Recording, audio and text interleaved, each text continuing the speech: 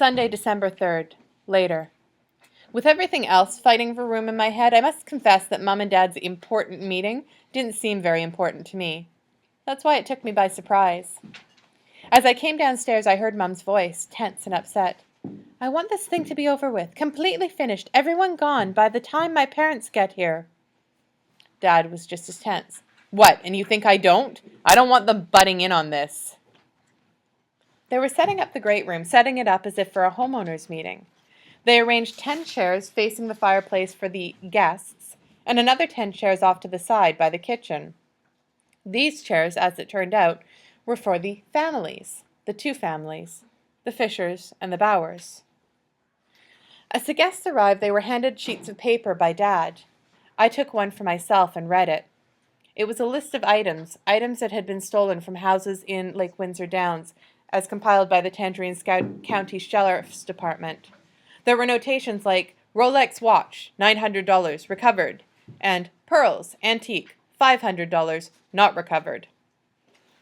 By 1 o'clock, all of the guests had been seated. I knew who most of them were. They were from Joey Street, the street where all of the houses had been tented. That's what they all had in common. The white Tudor, the gray Lancaster, the yellow Stuart. Today, they were all the same.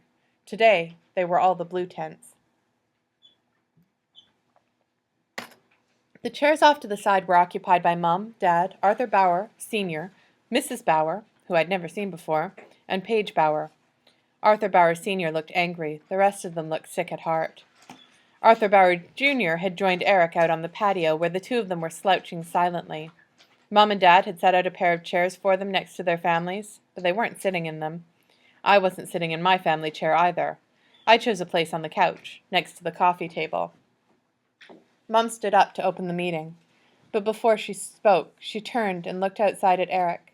Then she walked into the kitchen, opened the patio door, and said in a trembling voice, Eric, would you come in here, please? Neither Eric nor Arthur moved. Mum waited them out, in front of everyone. Silence filled the great room like an embarrassing smell. Finally, Mum repeated, Eric, would you come in here, please? Arthur Bower Sr. leaned around the corner and barked, Arthur, get in here! First Arthur, then Eric, staggered to their feet and moved slowly inside to the empty chairs next to their families. When they sat down, there was a low gasp as the guests looked on their horrible faces. Eric's nose was blood-red and swollen. His eyes were mere slits and rimmed with black, like a raccoon's. Believe it or not, Arthur looked worse. Arthur's face was covered with purple bumps and red cuts. His lips were cracked and swollen, too. He looked out of place among humans, like an ogre in a storybook. Mum picked up her notebook, opened it, and started to speak in an even, formal tone. On behalf of the Bower family and the Fisher family, I want to thank you for coming. It is my duty to inform you all of the following. She looked down at her notes and read, On November 22nd, I made a shocking discovery. While out at our storage bin, searching for boxes of winter clothing, I found a gym bag that did not belong there. When I opened this gym bag, I found U.S. Army gas mask, a pair of rubber gloves, and a plastic supermarket bag filled with diamond earrings, watches, gold rings, and many other types of precious jewelry. This time there was a loud gasp from the audience, including me. That afternoon I spoke with Sergeant Edwards of the Tangerine County Sheriff's Department. You probably know his name. Sergeant Edwards confirmed that the items in the gym bag matched the description of the items that were stolen from your homes while they were tented. Mum closed the notebook and made eye contact with the guests. It didn't take a genius to figure out the rest. These items were stolen by Eric Fisher and Arthur Bower. They have admitted as much. They have had no choice but to admit it.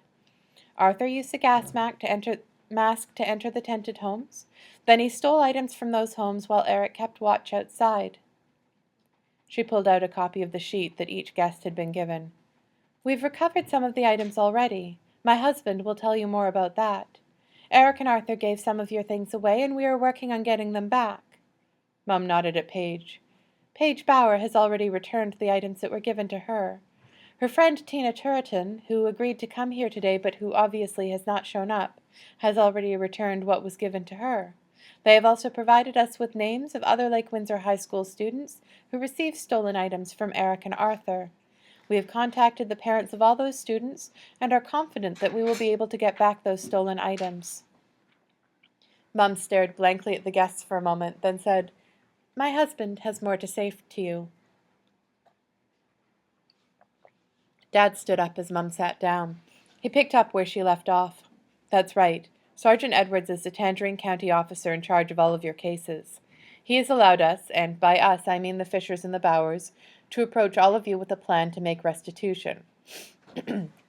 That is, Eric and Arthur will make full restitution to you for all of your stolen property. If any item cannot be recovered in return, Mr. Bower and I will guarantee its full value to you in cash." Dad held up his copy of the list of stolen items. "You can see what we have already recovered. Those items could be released to you as early as tomorrow. If we can get all of you to agree to this restitution plan, and it has to be unanimous agreement, then the Sheriff's Department will not pursue further charges against Eric and Arthur." I felt sorry for Dad at that moment. He just couldn't give up. He had too much invested in the Eric Fisher football dream, and he just couldn't give up. I wanted to say, "Look at Eric's face, Dad. That's what he really looks like." But I kept quiet.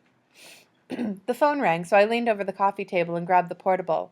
It was Joey, and he was practically screaming into the receiver. "The sheriff's deputies are at Arthur Bower's house. They're sitting in a car out front." "Oh, yeah?"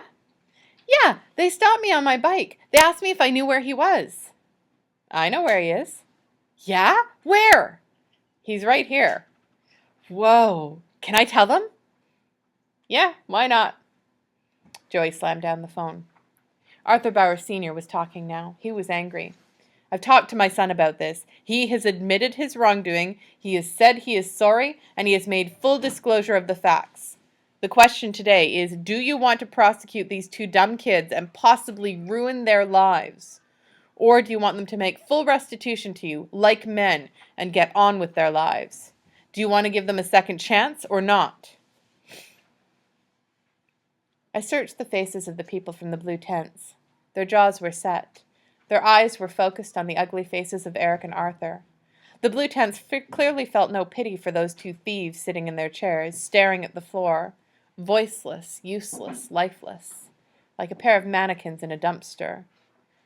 One man spoke up against Mr. Bower. He said, "Don't blame me for ruining your kid's life. I didn't ask your kid to break into my home." Mr. Bower answered coldly, "No, of course you didn't."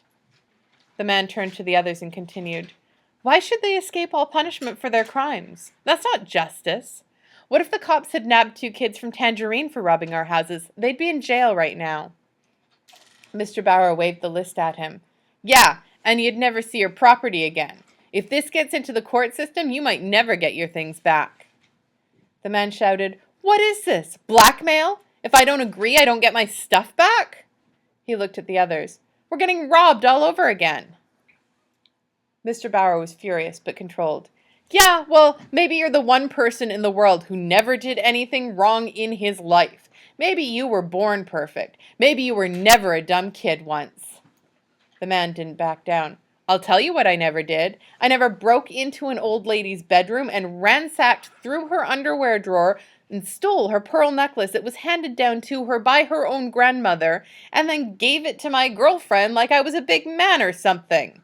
I never did that, and I don't know anybody else who did either. Your kid and that other kid are in a class all by themselves." Mr. Bower didn't reply. He was so angry that he walked back to his seat and sat down, leaving no speaker at all in front of the meeting. Dad got up again and looked at them all and asked simply, "Do you accept our plan for making restitution or not?" What choice did they have? In the end, the blue tent people accepted the plan, reluctantly. They agreed, reluctantly, to give Eric and Arthur that second chance.